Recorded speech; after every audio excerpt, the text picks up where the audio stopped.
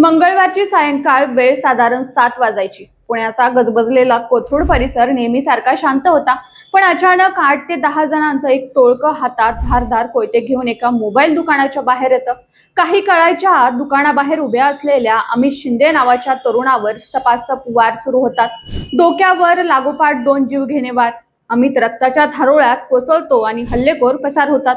हे थरारक दृश्य सीसीटीव्ही कॅमेऱ्यात कैद होतं आणि संपूर्ण पुण्यात एकच खळबळ उडते. पहिल्या नजरेत ही घटना सामान्य कोयता गँगचा हल्ला किंवा वैयक्तिक वाद वाटू शकतो, पण या कथेमागे जे कनेक्शन समोर आलंय त्यानं पोलिसांची ही झोप उडाली. ज्या अमित शिंदेवर हा जीवघेणा हल्ला झाला तो साधा माणूस नाहीये, तो थेट पुण्याचा कुख्यात गँगस्टर निलेश घायवळ याच्यावर लागलेल्या मकोका गुन्ह्यातील मुख्य फिर्यादी म्हणजेच तक्रारदार आहे. काही वर्षांपूर्वी निलेश घायवळनं याच अमित शिंदेच्या मोबाईल शॉपीमधून बनावट कागदपत्रांच्या आधारे सिम कार्ड खरेदी केलं होतं. या सिम कार्डाचा वापर घायवळनं अनेक गुन्हेगारी कारवायांसाठी केला. जेव्हा पोलीस तपासात हे समोर आलं तेव्हा अमित शिंदेनं निलेश घायवळ विरोधात कोथरूड पोलीस ठाण्यात अधिकृत तक्रार दिली. घायवळवर मकोका लागण्यात हा गुन्हा सर्वात महत्त्वाचा ठरला होता. आता या प्रकरणात एक मोठा ट्विस्ट आला. अमित शिंदेवर हल्ला झालाय तो निलेश घायवळ विरोधात साक्ष दिली म्हणून झालाय का?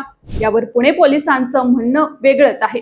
पोलिसांच्या मते हा हल्ला वैयक्तिक वादातून झाला असून अमितच्याच काही नातेवाईकांनी हा वाद टोकावर नेऊन हा हल्ला घडवून आणलाय. पण चर्चा काही वेगळीच आहे. कौटुंबिक किंवा वैयक्तिक वाद इतका मोठा असू शकतो का की थेट 8 ते 10 जणांनी गँग आणून भर रस्त्यात कोयत्यानं सपासप वार केले जावेत? नागरिकांच्या मते या हल्ल्याची मूळ पार्श्वभूमी निलेश घायवळच्या केसशी जोडलेली असण्याची दाट शक्यता नाकारता येत नाही.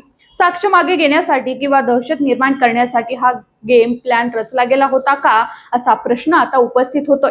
या संपूर्ण प्रकरणाला सर्वात धक्कादायक प्रश्न आता पुढे येतो, तो म्हणजे निलेश घायवळ पुण्यात आहे का? तर नाही. गेल्या सप्टेंबर महिन्यातच निलेश घायवळ भारतातून परदेशात पळून गेला. पोलीस सध्या त्याच्या प्रत्यक्षपणासाठी म्हणजेच त्याला भारतात परत आणण्यासाठी कायदेशीर प्रयत्न करतात. डॉन भारतात नाहीये, तो परदेशात लपून बसला. पण तरीही पुण्यात त्याच्या विरोधात तक्रार करणाऱ्यावर असा भीषण हल्ला होतो.